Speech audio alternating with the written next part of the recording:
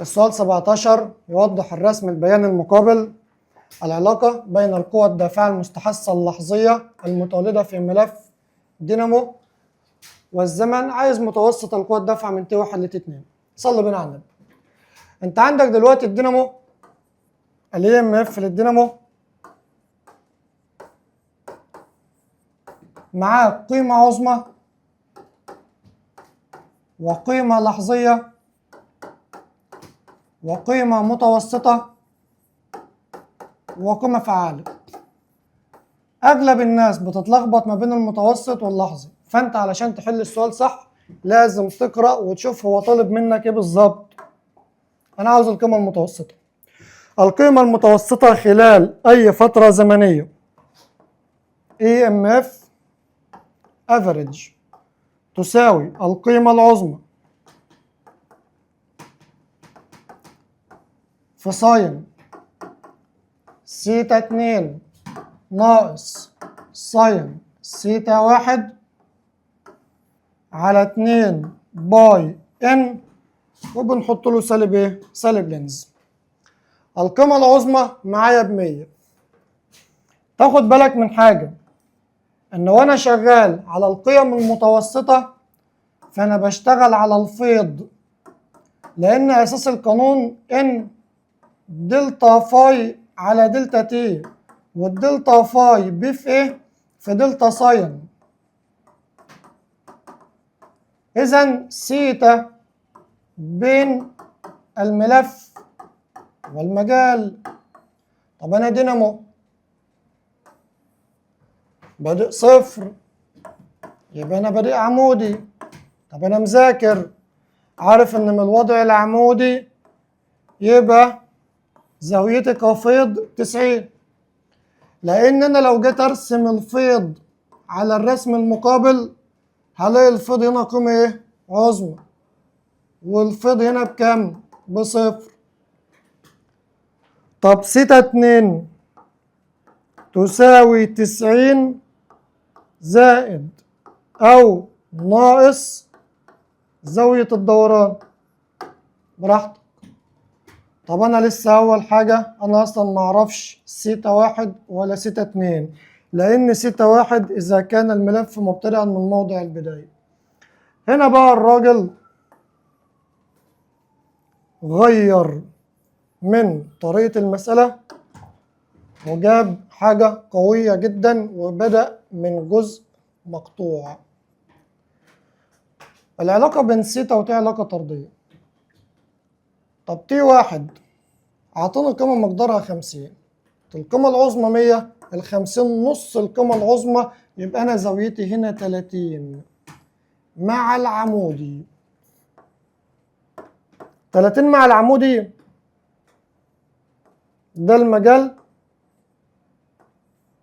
ده الملف، ده العمودي زاويتي 30، يبقى الفيض زاويته 60،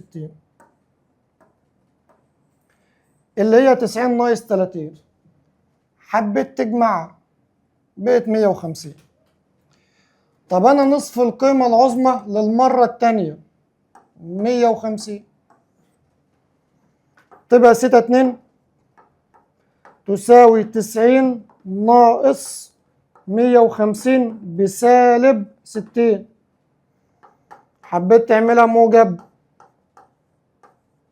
200 وكام؟ و30 ولا 240 دي؟ 240. نجيب ان تساوي زاوية الدوران على 360. كنت 30 بقيت 150، يبقى انا اتحركت 120 على 360 يديك تلت. يلا نعوض.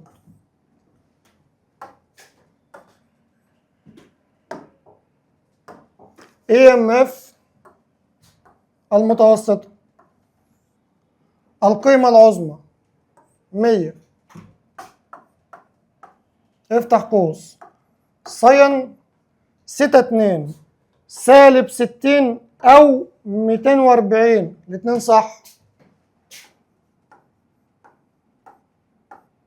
ناقص ساين سيتا واحد، سيتا واحد اللي هي كام؟ 60. واقفل القوس الكبير على 2 باي ان بتلت مقام المقام بسط تقدر تطلعها فوق. آلتك الحاسبة معاك يديك الإجابة إيه؟ ألف. في ناس يقول لي يا أستاذ أنا ما بحبش أشتغل بالساين، أنا هشتغل كوزاين. ماشي.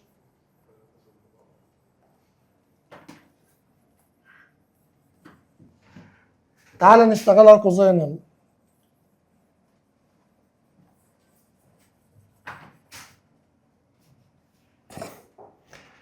نقول له كوزاين سيتا 2 ناقص كوزاين سيتا 1. فاكر واحنا بناخد الفصل التاني في البداية خالص قلنا أثناء دوران الملف من الوضع العمودي فإن الساين أو الفيض بيساوي ب في ساين 90 ناقص الدوران أو ب في كوزين سيتا، حيث سيتا زاوية الدوران.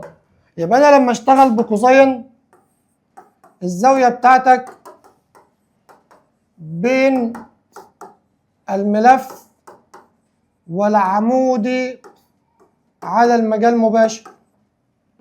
يعني أنا هسيب 30 وهسيب 100 وكام؟ 150.